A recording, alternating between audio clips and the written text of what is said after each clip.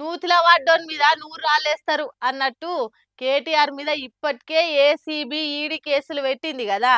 మళ్ళీ ఇప్పుడు ఇదే సందని ఓఆర్ఆర్ టోల్ లీజ్ వ్యవహారం మీద ఈడీకి ఏసీబీకి కంప్లైంట్ ఇచ్చిండ్రు బీసీ పొలిటికల్ జేఏసోళ్ళు. నూతిల పడ్డోని మీద 100 రాళ్ళేసుడంటే గిదేనేమో. ఇప్పటికే కేసులతోటి కోట్ల చుట్టూ తిరుగుతుండు కేటీఆర్. ఇప్పుడు మళ్ళో 2 కేసులు పెట్టిండ్రు బీసీ పొలిటికల్ జేఏసోళ్ళు. ఆ నడుమ ఆర్ఆర్ టెండర్లు వేరే కంపెనీకి అప్పచెప్పింది కదా కేసీఆర్ సర్కారు. దాంట్లో పెద్ద స్కామే అయిందని ఈడీకి కంప్లైంట్ ఇచ్చి బీసీ పొలిటికల్ జేఏసీ ఒక్క కేటీఆర్ మీదనే కాదు కేసీఆర్ మీద కూడా ఫిర్యాదు చేసిండ్రు. పనిలే పని అట్లా పడుంటాయని బీఆర్ఎస్ పార్టీకి వచ్చిన ఎలక్టోరల్ బాండ్స్ మీద కూడా ఫోరెన్సిక్ ఆడిట్ జరపాలని డిమాండ్ చేసిండ్రు. బీఆర్ఎస్ ఎలక్టోరల్ బాండ్స్ ను స్క్రూటినీ చేసి ప్రభుత్వ కాంట్రాక్టు పాలసీ నిర్ణయాల మీద దర్యాప్తు జరపాలని కంప్లైంట్ ఇచ్చిండ్రు. టోల్ వసూలు విషయంలో కేటీఆర్ మీద కేసు పెట్టి ఎంక్వైరీ చేయాలి. అప్పటి సీఎం సీఎస్ అందరి మీద కూడా ఈడీకి ఏసీబీకి కంప్లైంట్ ఇచ్చి విచారణ జరపాలి అని డిమాండ్ చేసిండ్రు.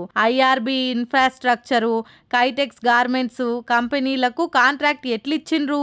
25 కోట్ల రూపాయల ఎలక్టోరల్ బాండ్స్ బీఆర్ఎస్ పార్టీకి ఇచ్చింది కాబట్టి ఐఆర్బీ కూడా ఓఆర్ఆర్ మెయింటెనెన్స్ ఇచ్చింది. క్విట్ ప్రోకో చాలా స్పష్టంగా కనబడుతుంది. దీని మీద విచారణ చేయాలి. హెచ్ఎండిఏ నిధుల మీద ఫోరెన్సిక్ ఆడిట్ జరపాలి. నిధులు దుర్వినియోగంలో అధికారుల పాత్ర ఏందన్నది కూడా తేల్చాలి అనుకుంటా పెద్ద డిమాండ్ల షిట్టానే ఈడీ ఏసీబోళ్ళ ముంగట పెట్టిండ్రు బీసీజేఏసోళ్ళు. మరి చూడాలి ఈ కేసు ఏడదాకా పోతుందో. చూడురి కాని కాలానికి కప్పే దయ్యమై పడుతుందంటే గిరేనేమో కదా. మందికి పుట్టిన పిల్లల్ని మన పిల్లలు అనేటోళ్ళు అనే మాటకు సూట్ అయ్యేటందుకు అన్ని తిట్ల తిప్పలు పడుతున్నట్టే ఉందిగా కాంగ్రెస్ సర్కారు. ఏడాది కింది దాకా కేసీఆర్ ఏ ముచ్చట ముంగటేసుకున్నా బీఆర్ఎస్ సర్కారు ఏది చేసినా గానీ ఎంబటే రంగంలోకి దిగి ఉత్త కథనే ఇది అనుకుంటా గత్తర లేపేందుకు చూసేది. కానీ ఇప్పుడు కార్ పార్టీ పనితనాన్ని కాంగ్రెస్ ఖాతాలు వేసుకునేటందుకు ఇగో ఈ తీర్ల ప్లాన్ చేస్తారు. అసలు వీటిని డబుల్ బెడ్రూమ్లు అంటారా? కార్ పార్టీ కార్యకర్తలన్నీ ఉంటారా ఇంట్లో? వానొస్తే వలవల గాలొస్తే గలగల అన్నట్టు మాట్లాడి కయ్యాళ్ళకు దిగిర్రు కాంగ్రెస్ వాళ్ళు. అప్పట్లా కట్ చేస్తే ఇప్పుడు అదే కాంగ్రెస్ వాళ్ళు పవర్లకు వచ్చినాక అదే బీఆర్ఎస్ వాళ్ళు కట్టించిన డబుల్ బెడ్రూమ్ ఇళ్లకు అస్తం పార్టీ కలర్లు 3 రంగులేసి ముద్దుగా వంచుదామని చూస్తుర్రు. ఖమ్మం జిల్లా నేలకొండపల్లి మండలం అచర్లగూడెంలో అవుతున్న కతిది.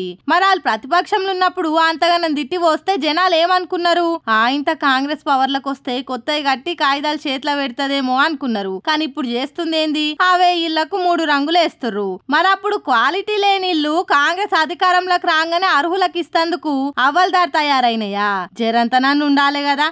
అరే అప్పుడేం మాట్లాడినాం ఇప్పుడేం చేస్తున్నాం అనేది జనాలు చూడరా? ఇస్తామన్న హామీలకు దిక్కుండదు, 6 గ్యారంటీలకు అత్తా పత్తు ఉండదు. మీరికెళ్ళి ఇదివరకు సర్కార్లున్న పార్టీల పనితనాన్ని మన ఖాతాలు వేసుకునే కథలు. వారేవా ఉండాలే మీ ఆసంటోళ్ళు అనుకుంటా గట్టిగానే సురుకులంటిస్తురు ఈ 3 రంగుల ముచ్చట చూసినోళ్ళు.